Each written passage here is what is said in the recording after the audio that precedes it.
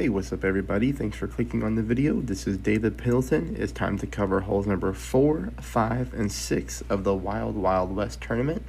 So off to a really good start so far. As long as we hit perfect, most of these balls should be dropping into the hole for you. So let's take a look at hole number 4. Now, hole number 4, I'm going to show you 2 different ways to play. You do not need to spin the Berserker here unless you want to. If you've had success in Rookie, you probably have a lot of these lying around. You can go 6 top, 2 bars, a side spin to the left here. You're going to notice when I stretch my club out, I'm just looking to get the middle of my ball guideline, down the middle of the fairway, I should say. You can also see that when I stretch out to max, my yellow ring is right there against the rough line. From here, I pull 0% at max, and then I'm going to push back up to max to get as many yards as possible on this. Really what we're trying to do here is just hit the rough and then roll out onto the fairway.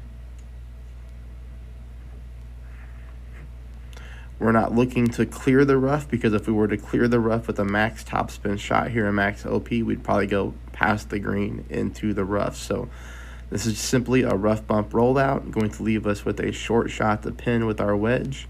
Here, close enough to go full top spin. I think it's 1 bar side spin to the left. And then here, 0% at mid pull, and I do get this ball to drop with a perfect shot.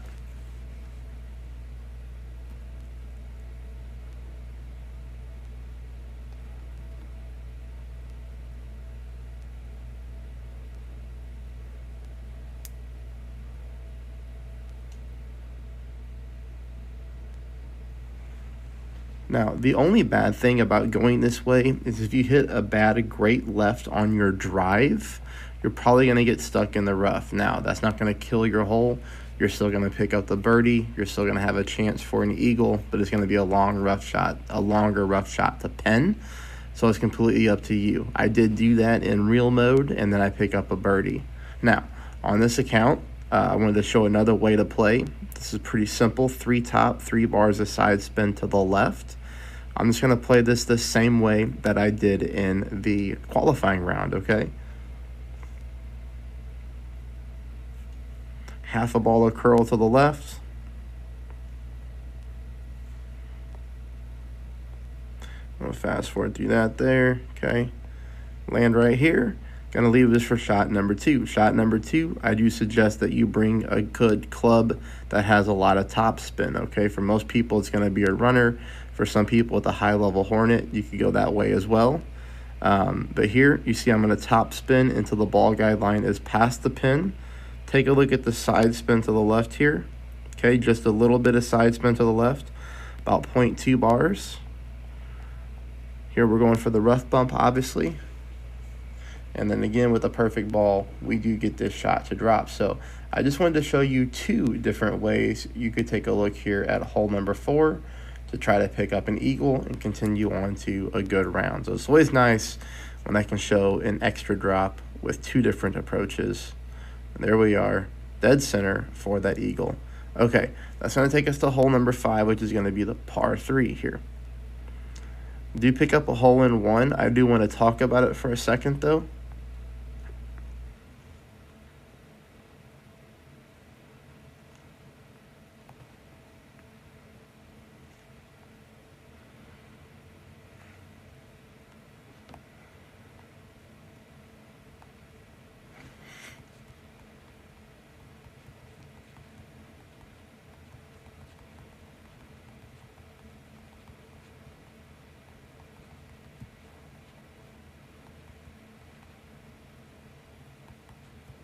Okay, so you see this ball dropped here dead center.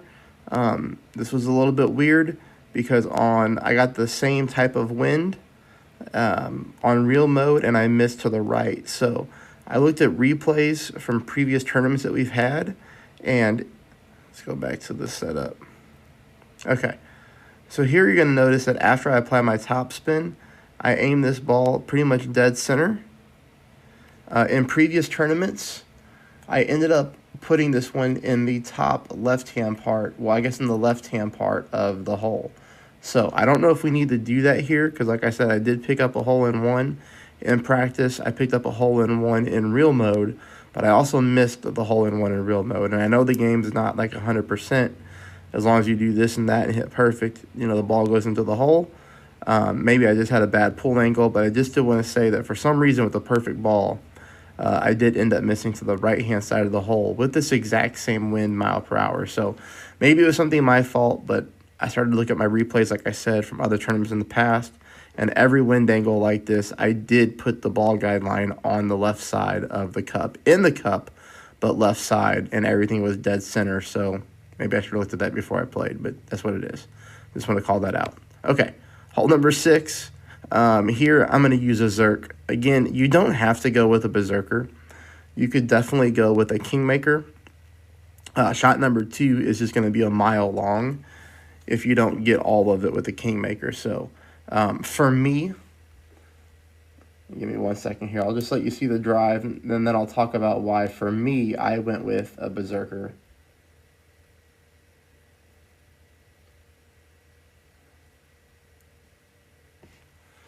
Okay, I went with the Berserker here personally because I'm just trying to make sure that I can do everything that I can do to make it to the next round. As silly as that sounds, both my accounts are top skill points and in tier 3.